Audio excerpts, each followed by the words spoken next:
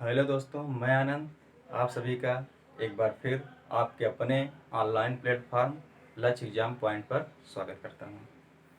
तो आज हम अपने भौतिकी में ये जानेंगे चाल और वेग क्या है, त्वरण क्या है और गैलीलियो का समीकरण। तो चाल क्या होती है? किसी वस्तु या पिंड द्वारा चली गई कुल दूरी और उस दूरी को तय करने में लगा कुल समय चाल कहलाता है। जैसे कोई वस्तु है, यहाँ से ये चलना प्रारंभ की और ये दूरी है यस यहाँ तक, और इसे चलने में टी समय लगता है। तो मान लीजिए यहाँ से चलना प्रारंभ की और यहाँ तक आकर रुक गई, यहाँ तक। तो यहाँ से यहाँ तक आने में इसे कुछ समय लगा होगा। तो ये जो टोटल दूरी है, ये जो कुल दूरी है और जो कुल समय है, ये दूरी तय करने में जो लगा कुल समय है, दोनों का जो अनुपात है वही चाल है। ये कुल दूरी और कुल समय का जो अनुपात है वही चाल है। जैसे चाल बराबर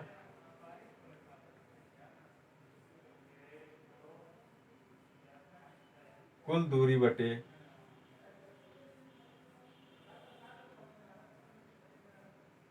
कुल समय, ये चाल है। इसे स्पीड कहते हैं। किसी वस्तु की ये चाल होगी। अगर उसकी कुल दूरी और कुल समय का हम अनुपात निकालें तो उसकी चाल पता चलेगी। ये देखिए, किसी दिशा को डिफाइन नहीं करती कि एक किस दिशा में जा रही है, कोई इसकी एक निश्चित दिशा होगी, नहीं। ये बस उस वस्तु की चाल बताती है कि इसकी चाल इतनी है, मतलब इतने समय में इतनी दूरी तय कर सकती है। मतलब इतना, अगर इतनी दूरी है तो ये इतने समय में तय करती है, तो उसकी चाल हो गई। और एक और होता है वेग। वेग हमने आपको बताया। तो वेग क्या है? वेग जो है किसी वस्तु की समय के सापेक्ष, वेग जो है किसी वस्तु की समय के सापेक्ष जो उसकी विस्थापन की दर है। विस्थापित होना हमने बताया था कि मैं अपने इस स्थान पर खड़ा हूँ, अगर मैं आगे आ रहा हूँ, आगे जा रहा हूँ, तो मैं यहाँ से विस्थापित हो रहा हूँ, यहाँ से हट गया। और अगर मैं पीछे भी जा रहा हूँ तब भी अपने इस मूल स्थान से हट गया, विस्थापित हो गया। मैं इधर जाऊँ तब भी अपने इस मूल स्थान से विस्थापित हो गया, और मैं इधर जाऊँ तब भी अपने मूल स्थान से विस्थापित हो गया। मान लीजिए कोई वस्तु है, इस बिंदु पर वो स्थिर है, अगर वो इधर जाती तब भी विस्थापित हो रही है अपने इस मूल बिंदु से, इधर जाती तब भी विस्थापित हो रही है अपने मूल बिंदु से, इधर जाती तब भी, मतलब किसी भी दिशा में, मतलब इस स्थान से किधर भी हट जाए वो अपने मूल स्थान से विस्थापित हो जाती है, तो वो हमारा विस्थापन होता है। तो समय के सापेक्ष अगर किसी वस्तु के विस्थापन की दर, किसी वस्तु की समय के सापेक्ष विस्थापन की जो दर है वो वेग कहलाती है।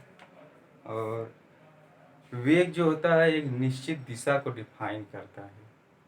अगर कोई वस्तु किसी निश्चित दिशा में विस्थापित हो रही है और समय के साथ उसके विस्थापन और समय के साथ विस्थापन के साथ साथ समय में उसके परिवर्तन हो रहा है, समय में हमेशा परिवर्तन होता है, इसे हम ऐसे कह सकते हैं कि अगर कोई वस्तु है वो किसी निश्चित दिशा में समय के साथ साथ उसके विस्थापन में परिवर्तन होता है तो उसका वेग कहलाएगा।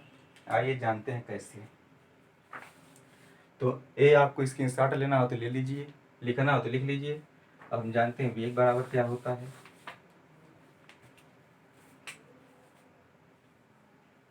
वेग, चाल को हम स्पीड कहते हैं, जानते हैं आप, स्पीड, और इसे वेलासिटी, वेलासिटी आपको लिखना है तो लिख लीजिए। हमने आपको बताया वेग बराबर, हमने बताया विस्थापन,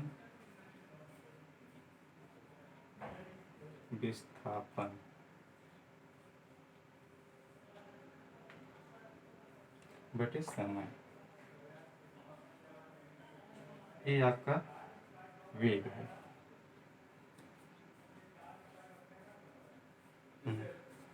तो वेग है, तो हमने आपको क्या बताया कि किसी वस्तु का समय के सापेक्ष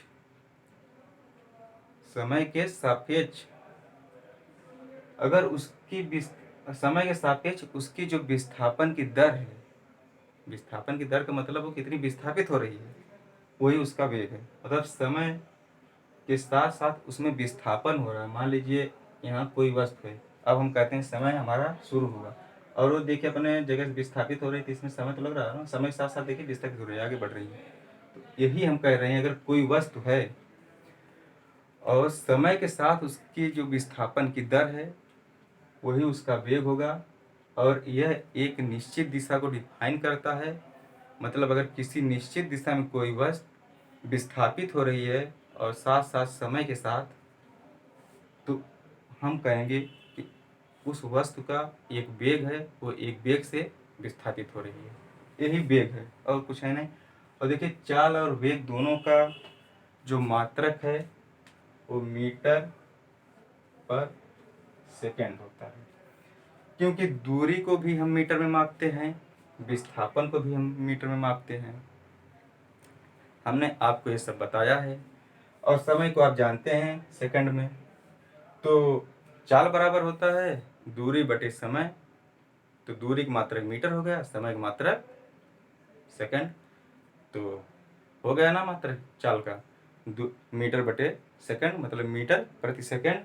और इसी प्रकार विस्थापन का यहाँ मात्रक हो गया मीटर, समय का मात्रक सेकंड, तो हो गया वेग का मात्रक मीटर पर सेकंड। तो ये था वेग और चाल में अंतर, तो आपने इसे समझ लिया। हमने कहा वेग एक निश्चित दिशा को डिफाइन करता है, आपको हमने बताया था जिसमें दिशा होगी वो सदिश राशि होगी और जिसमें दिशा नहीं होगी वो अदिश राशि। हमने चाल में आपको दिशा नहीं बताया, तो चाल आपके क्या है, अदिश राशि है, और वेग क्या है, सदिश राशि है। तो आइए अब हम जानते हैं ये जो गैलीलियो जी हैं इन्होंने क्या किया, इन्होंने क्या समीकरण दिया। तो आपने पढ़ा होगा v बराबर u प्लस ए टी, एक सूत्र आपने ये भी पढ़ा होगा। देखिए जो ये सूत्र है इन्हें हम दिखा सकते हैं आपको, मतलब ये कैसे आए, कहाँ से आए, लेकिन कोई मतलब नहीं है, इंटर के बेस पे है। अगर हम इंटर वालों को पढ़ाते तो बताते कैसे आए, लेकिन आप बस जानते रहिए ये क्या है। और एक आपने पढ़ा होगा यस बराबर U T plus half A T square. आप एक और पढ़े होंगे वी स्क्वायर बराबर यू स्क्वायर प्लस 2as। तो v क्या है, ये आपका ये v क्या है, तो देखिए v जो है आपका v यस ए टी, तो v आपका अंतिम वेग है, अंतिम वेग। u आपका प्रारंभिक वेग है, प्रारंभिक वेग। यस आपका है दूरी, और ए आपका है त्वरण। हाँ हमने त्वरण आपको नहीं बताया, त्वरण बता देते हैं इसके पहले, तब इसके बारे में जानते। और टी है समय। त्वरण क्या है, वेग परिवर्तन की समय दर त्वरण है, वेग परिवर्तन की समय दर त्वरण है। यानी त्वरण ए बराबर होता है वेग परिवर्तन बटे समय, वेग परिवर्तन बटे समय। तो वेग परिवर्तन क्या है, अगर मान लीजिए कोई वस्तु है, यहाँ तक दिखाई दे रहा है,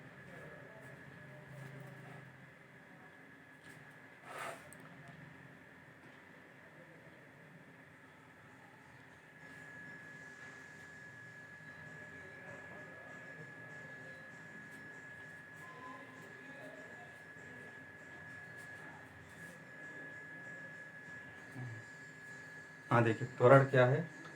वेग परिवर्तन बटे समय। वेग परिवर्तन क्या है? आप मान लीजिए जा रहे हैं, ऐसे कोई वस्तु ऐसे जा रही है, वो यहाँ तक गई, तेज गई या स्लो गई, यहाँ तक वो तेज गई या स्लो। मान लीजिए शुरुआत में कोई वस्तु चलती है तो स्लो ही रहती है ना, स्लो हुई, स्लो गई।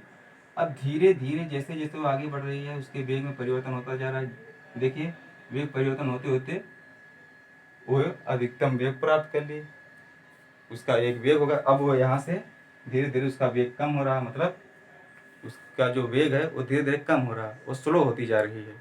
अभी स्लो से तेज हो रही थी, फिर स्लो हो रही है।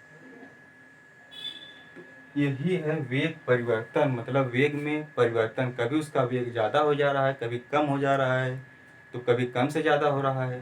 तो यही वेग परिवर्तन। अगर किसी वस्तु में वेग परिवर्तन हो रहा है और साथ साथ में समय के साथ साथ उसका वेग परिवर्तन होता है, 5 सेकंड में वो 10 मीटर पर सेकंड के वेग से जा रही है, फिर अगले 5 सेकंड में मान लीजिए वो 20 मीटर पर सेकंड के वेग से जा रही है। मान लीजिए ये 10 मीटर है, ये 5 सेकंड में जा रही है, फिर अगले 5 सेकंड में 20 मीटर जा रही है, फिर 5 सेकंड में 20 मीटर जा रही है, फिर अगले 5 सेकंड में 15 मीटर जा रही है। देख रहे हैं, समय तो हमारा बराबर है, 5-5 सेकंड लग रहा है, लेकिन कभी 10 मीटर जा रही है 5 सेकंड में, कभी 20 मीटर, कभी 15 मीटर, तो कभी 5 मीटर। तो यही है वेग परिवर्तन। अगर वस्तु में वेग परिवर्तन होगा तो उसमें त्वरण उत्पन्न होगा। तो ये है त्वरण बराबर वेग परिवर्तन बटे समय दर। एक्सीलेटर आप गाड़ी चलाते हैं ना, एक्सीलेटर जब आप ऐसे घुमाते हैं तो गाड़ी की स्पीड बढ़ती जाती है, और जब कम करना होता तब आप क्लच छोड़ दीजिए, एक्सीलेटर आप धीरे धीरे कम करिए, गाड़ी का वेग कम हो जाएगा। चलाए होंगे, जानते होंगे। तो वही जो एक्सीलेटर है वही देखिए त्वरण का काम कर रहा है उसमें, मतलब वेग को बढ़ा रहा है, कम कर रहा है। जब उसी से हम बढ़ाते हैं वेग को तो त्वरण बढ़ जाता है, जब उसी से हम कम करते हैं तो त्वरण कम हो जाता है। यही है त्वरण। तो वेग परिवर्तन आपको अभी हमने बताया, वेग का मात्रक क्या होता है? मीटर पर सेकंड। तो इससे हम देखिए वेग परिवर्तन को ऐसे भी हम लिख सकते हैं, यू ये अधिक हो सकता है या कम हो सकता है बटे समय के, ऐसे भी डिफाइन करते हैं। तो हमने बताया वेग का मात्रक मीटर पर सेकंड। अभी कुछ समय पहले आप वीडियो आप पीछे करके देख लीजिएगा, हमने क्या परिभाषा दी। तो हमने इसका मात्रक बताया मीटर पर सेकंड, और इसी के बटे फिर सेकंड लिखा हुआ है, हमने इसे भी लिख दिया सेकंड। अब क्या होगा? तो इसके बराबर हो जाएगा ये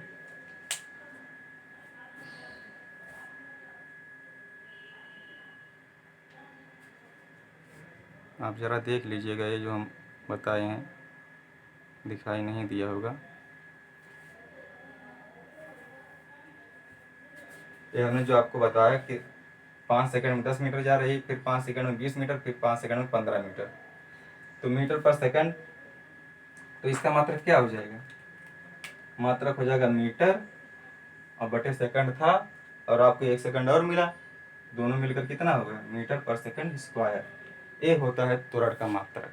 आपको मैं उम्मीद करता हूँ कि आपको ये समझ में आया होगा।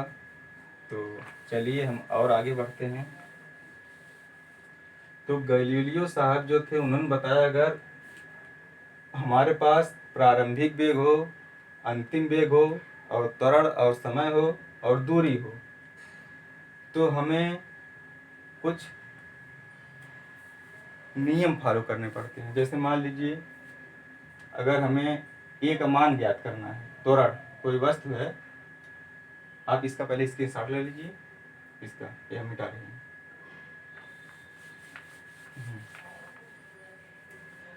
अगर हम आपसे कह दें, आपको हम समय दे दें और ए दे दें, और हम आपको मतलब ये जो है इन चारों में से हम किसी तीन का मान आपको दे दें, हम कह दें कि एक का मान बताइए, तो आप आसानी से बता सकते हैं। जैसे देखिए, इसका उपयोग हम जितना है उतना हम बताएंगे, उससे ज़्यादा नहीं। तो अगर हम कह दें कि अंतिम वेग आपको बताना है, हमने प्रारंभिक वेग दे दिया 0 और त्वरण मान लीजिए दे दिया हम आपको 10 मीटर पर सेकंड स्क्वायर और समय हम आपको दे दिया 20 सेकंड। तो हमने अगर पूछ लिया कि उसका अंतिम वेग कितना होगा, यहीं से अंतिम वेग कितना होगा, तो आप क्या बताएंगे? देखिए v बराबर u का मान आपको पता है 0 है, a का मान आपको पता है 10 है और t का मान आपको पता है 20 सेकंड है। ये 10 मीटर पर सेकंड है, 20 सेकंड है। तो v बराबर आपको क्या होगा? 0, कोई मतलब नहीं है। तो 10 गुणे 20 बराबर 200 मीटर पर सेकंड। यह आपको वेग पता होगा, अंतिम वेग वस्तु का कितना होगा। अगर यही हम कहते हैं आपसे, मान लीजिए अंतिम वेग इसका जो है ये 200 मीटर पर सेकंड है, 200 मीटर पर सेकंड, और आपसे हम कह दें यहीं कि उसका प्रारंभिक वेग बताइए, तो आप क्या करेंगे, कैसे बताएंगे? तो बिल्कुल ऐसे ही v बराबर आप 200 रख दीजिए v के स्थान पर इसके, और बराबर आपको u पता नहीं है, u निकालना है। अब हमारे पास a का मान पता है 10 मीटर पर सेकंड और गुणे t का मान पता है 20 सेकंड। तो अब हम u का मान निकाल लेते हैं। तो पहले से 200 इधर लिखा हुआ है और इससे हम जब पक्षांतर करके इधर ले जाएंगे तो माइनस हो जाएगा दोस्तों। उम्मीद करता हूँ कि आपको कैलकुलेशन आता होगा। तो बराबर 0, देखिए प्रारंभिक वेग 0 हो गया, निकल गया। और हम अब इसी में आपको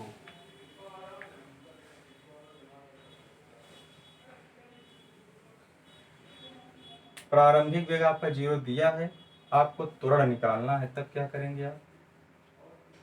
कोई वस्तु है, त्वरण निकालना, तब आप क्या करेंगे? सेम है प्रोसेस, ए की जगह को ए लिख देंगे। देखिए इससे 200 हो गया बराबर 0 हो गया, प्लस हमें ए का मान निकालना है, हमें टी का मान पता है 20 है। तो इसका कोई मतलब नहीं होगा, ये 0 से 0 कटेगा, तो ए बराबर हमें मिल जाएगा 20 मीटर पर सेकेंड स्क्वायर। इसी प्रकार आप टी का मान निकाल लीजिएगा। और दूसरा सूत्र हमने आपको बताया यस बराबर U T plus half A T square. अगर आपको दूरी निकालना हो और ये सारे मान आपके पास उपलब्ध हो, मतलब यू का मान भी हो, टी का मान भी हो, ए का मान भी हो, टी का मान जो होगा वो यहाँ पर भी होगा। तो देखिए इसमें आपके पास है क्या? अगर आपके पास सिर्फ यू दिया हो, यस निकालना हो, या मान लीजिए यू, यस और टी आपको दिया हो, इतने 3 चीज दिया हो और आपसे किसी एक का मान पूछ ले, चाहे टी का, चाहे यस का, चाहे यू का, तब इसके लिए इस फार्मूले को उपयोग करते हैं। अगर आपके पास v दिया हो, u दिया हो, a दिया हो और t दिया हो, तो a इसके लिए है और a किसके लिए है? ये है आपको v बराबर u प्लस ए टी। और आपके पास एक और सूत्र है, अगर आपको v भी दिया हो, u भी दिया हो और a भी दिया हो, यस भी दिया हो, बस इतना अगर आपको दिया हो, तो आप कौन से सूत्र का उपयोग करेंगे? इसके लिए आपके पास है वी स्क्वायर बराबर यू स्क्वायर प्लस 2 AS। तो मैं उम्मीद करता हूँ कि ये जो तीनों सूत्र थे, उन्हें क्यों हमको क्यों 3 सूत्र दिए गए अलग अलग, इसीलिए कि अलग अलग जब मान हो तो हम निकाल सकें। अगर मान लीजिए ये सब आ जाए एक ही साथ में, इसमें समय भी जोड़ दिया जाए और इसमें दूरी भी जोड़ दिया जाए, तो कैसे निकालेंगे? इसीलिए इसका उपयोग हम करते हैं। आपको कैलकुलेशन आता होगा, आप इतनी बड़ी तैयारी करते हैं, तो अब इसके ऊपर हमें सवाल बताने की ज़रूरत नहीं है। बस तो हमने यहाँ तक पढ़ा।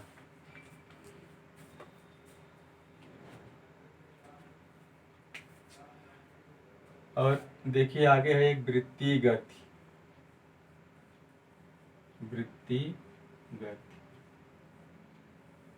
इसे हम कहते हैं सर्कुलेशन मोशन।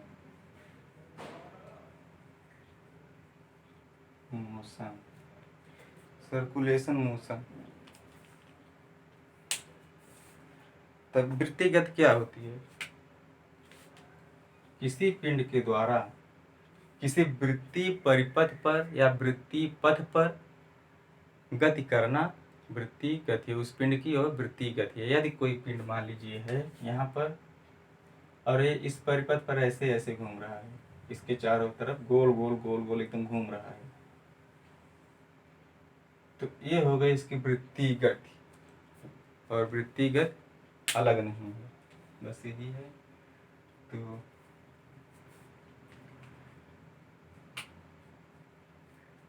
अगर कोई पिंड देखिए घूम रहा है, उसका एक द्रव्यमान होता है, उसमें एक वेग होता है और इसमें एक दिशा भी होगी। ये तीन चीज़ें इसमें निश्चित रूप से होंगी।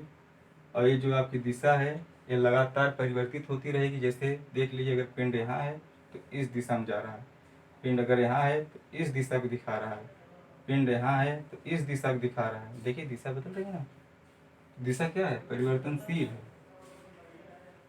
परिवर्तनशील है। और इसमें वेग भी है, इसमें वेग है तो त्वरण भी होगा, ये भी जानते हैं आप। तो हमने आपको इसे इसलिए बताया। इसके बाद हम जानेंगे अभिकेंद्री बल क्या है, अपकेंद्री बल क्या है, बल क्या है। तो हम आपको इसी के आगे अब पढ़ेंगे और आपको बताएंगे बल क्या होता है। बल के बारे में शायद हमने आपको पिछली वीडियो में बताया था। तो हम इसमें ये दोनों जान लेते हैं, अभिकेंद्री बल और अपकेंद्री बल क्या है। अभिकेंद्री बल, केंद्रीय बल और अपकेंद्रीय बल, केंद्रीय बल। अभि मतलब अंदर की ओर, अभि का मतलब अंदर की ओर, अप का मतलब बाहर की ओर, और केंद्रिक मतलब केंद्र। तो अभि केंद्रीय, अभि का मतलब अंदर की ओर, केंद्र का मतलब केंद्र। ऐसा बल जो केंद्र की ओर लगे, ऐसा बल जो केंद्र की ओर लगे, जिसका झुकाव केंद्र की ओर हो, उसे अभिकेंद्रीय बल कहेंगे।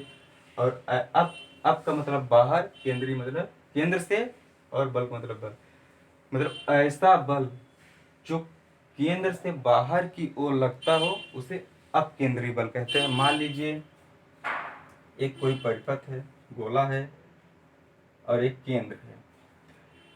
तो अगर आप इस कोई वस्तु इस गोले पर ऐसे घुमा रहे हैं, रस्सी, मान लीजिए आप यहाँ पर खड़े हैं, एक बाल्टी लिए हैं, रस्सी से बांधकर ऐसे ऐसे घुमा रहे हैं, तो एक बल काम करेगा उस रस्सी पर। एक बल तो इधर काम कर रहा है बाल्टी को, मतलब इसे स्वतंत्र वेग देने के लिए, मतलब कि बाल्टी स्वतंत्र वेग से एक दिशा में चल दे, मतलब एक दिशा दे रहा है, मतलब एक निश्चित दिशा में जाए। और एक बल देखिए इधर काम कर रहा है कि जो इसे केंद्र की ओर खींचकर बनाए हुए है। यहाँ पर आप है ना, जो आप एक बल लगा रहे हैं रस्सी को, उसे अपनी तरफ खींच रहे हैं, और रस्सी एक बल लगा रही है अपनी तरफ, बाल्टी एक बल लगा रही है, वो आपको अपनी तरफ खींच रही है। तो आप दोनों एक दूसरे को अपनी तरफ खींचे, जो आप अपनी तरफ खींच रहे हैं वो केंद्रीय बल है, और जो बाल्टी जो आपको अपनी तरफ खींच रही है, मतलब स्वतंत्र रूप से उस परिपथ से बाहर जाने के लिए, वो अपकेंद्रीय बल है। तो इसका प्रयोग कहाँ है? आपने मोड़ पर देखा होगा, अगर कोई मोड़ है, आप जाते हैं, ऐसे जा रहे हैं, ऐसे मोड़ है, तो जब आप साइकिल या गाड़ी या किसी भी वाहन से जाते हैं, जब मुड़ते हैं आप, तो वाहन आपका ऐसे थोड़ा झुक जाता है केंद्र की ओर, ऐसे झुक जाता है। क्यों झुकता है? अगर वो ना झुके तो मुड़ेगा ही नहीं, वो सीधा चला जाएगा, या हो सकता है कोई एक्सीडेंट हो जाए। तो जब वो केंद्र की ओर से एक बल लगाया जाता है उस पर, और उसी बल की वजह से वो मुड़ जाता है।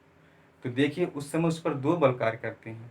मान लीजिए आप किसी बड़े वाहन में बैठकर जा रहे हैं, मान लीजिए बस है या कुछ भी, जब वो मोड़ पर ऐसे मुड़ती है, यहाँ पर ऐसे मुड़ती है, तो वो इधर मुड़ रही है, इधर ऐसे मुड़ रही है, और आप इधर झुक जाते हैं, जस्ट अपोजिट। तो आप पर भी एक बल कार्य करता है, वह बल अपकेंद्रीय बल है, जो आपको केंद्र से बाहर की ओर ले जा रहा है, और जो बस पर बल कार्य कर रहा है उसे केंद्र की ओर ले जा रहा है, इसलिए बस ऐसे झुक जाती है और आप जस्ट अपोजिट झुकते हैं। यही अंतर है अपकेंद्रीय और अभिकेंद्रीय बल में। हम उम्मीद करते हैं आपको समझ में आया होगा अपकेंद्री और अभिकेंद्री बल। और इस अभिकेंद्री बल या अपकेंद्री बल का मान आप कैसे निकालेंगे। तो एक सूत्र होता है F बराबर mv², F बराबर mv² बटे r। तो कैसे, देखिए हमने आपको अभी बताया, कोई पिंड है बीच में, ये केंद्र है, केंद्र से कोई वस्तु है जो चारों तरफ इसकी घूम रही है, तो इसकी एक दूरी होगी केंद्र से वस्तु की केंद्र से एक दूरी होगी, और इसका कुछ द्रव्यमान भी होगा। अगर ये घूम रही है तो इसका वेग भी होगा, ये तीनों होंगे। और अगर ये ऐसे घूम रही है तो जाहिर सी बात है इस पर कोई ना कोई बल लग रहा होगा, चाहे वो बल बाहर की ओर लगे, चाहे ये बल अंदर की ओर लगे, तो लेकिन बल लग रहा है।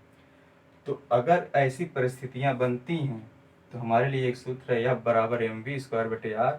अगर हमसे पूछा जाए, अगर हमें इनमें से कोई एक मान पूछ लिया जाए और बाकी सारे मान हमें दे दिए जाए तो हम निकालेंगे। एसएससी में सारे मान आपको दे दिया जाएगा, एक मान निकालना होगा, आप निकाल लेंगे। इसका मात्रक आप जानते हैं, बल का मात्रक न्यूटन होता है। यही है इसका सूत्र। अभिकेंद्री और अपकेंद्री बल मैं उम्मीद करता हूँ आपको समझ में आया होगा, और इससे ज़्यादा और इसमें कुछ नहीं है।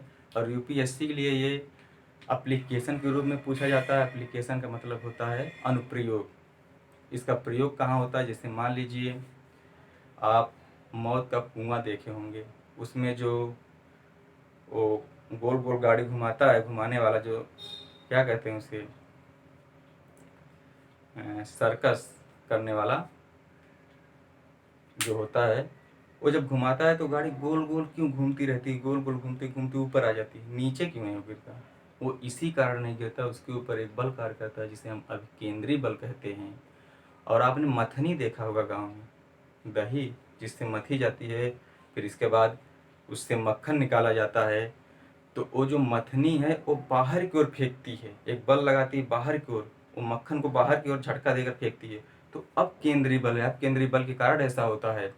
और आपने ये भी देखा होगा कि जो कपड़े धुलने वाली मशीन है, उसमें जो पानी है, कपड़े को जब धुलता है तो पानी बाहर की ओर फेंकता है, ऐसे ऐसे ऐसे घूमती है तो ऐसे पानी को बाहर की ओर फेंकता है। मान लीजिए वो ऐसे मशीन है घूम रही है ऐसे से, तो पानी ऐसे ऐसे बाहर की ओर फेंकती है। अब केंद्रीय बल का उदाहरण है, हमने बताया किसी मोड़ पर आप मुड़ते हैं तो अब केंद्रीय, जब आप मुड़ते हैं तो आप झुक जाते हैं ऐसे, या मान लीजिए आप किसी ग्राउंड पर दौड़ रहे हैं गोल गोल और आप देखते हैं एक सिरा आपका ऐसे झुका हुआ है, क्यों झुका हुआ है, अब केंद्रीय बल के कारण आप झुके रहते हैं, क्योंकि उसके केंद्र की तरफ एक बल लग रहा है जो आपको झुका देता है। और हमने आपको एक उदाहरण और दिया, अगर आप वाहन में सफ़र कर रहे हो, किसी मोड़ पर वाहन मुड़ता है तो वाहन तो केंद्र की ओर झुक रहा है, उस पर एक बल लग रहा है, लेकिन आप पर एक और बल लग रहा है, और वो बल अपकेंद्री, जिसके कारण आप जस्ट अपोजिट झुक जाते हैं। तो ये होगा अभिकेंद्री बल और अपकेंद्री बल। मैं उम्मीद करता हूँ इतना समझ में आया होगा, और इसका अनुप्रयोग है आपके दैनिक जीवन में। आप अगर इस पर विचार करेंगे तो बहुत सारे उदाहरण मिलेंगे, क्योंकि उदाहरणों की कमी नहीं है। तो आज इस क्लास में और इस चैप्टर में बस इतना ही। अब हम आगे पढ़ेंगे कि प्रक्षेपगत क्या है। प्रक्षेपगत के बाद हम ये जानेंगे कि पलायन वेग क्या है, और फिर हम ये जानेंगे सासंजन आसंजन बल क्या है। हम कुछ और बलों के बारे में जानेंगे, जैसे नाटकी बल क्या है, और हमें जानेंगे वांडरवाल्ड बल क्या है, वांडरवार बल क्या है, और हम ये भी जानेंगे गुरुत्वाकर्षण बल क्या है, और हम ये भी जानेंगे दो आवेशों के बीच जो आकर्षण प्रतिकर्षण के कारण जो बल लगता है उसे हम विद्युत चुंबकीय बल कहते हैं। विद्युत चुंबकीय बल के बारे में भी पढ़ेंगे। तो हम आगे क्लास में इतना पढ़ेंगे। आज की क्लास में बस इतना ही। हम उम्मीद करते हैं कि आपको ये समझ में आया होगा। तो धन्यवाद दोस्तों।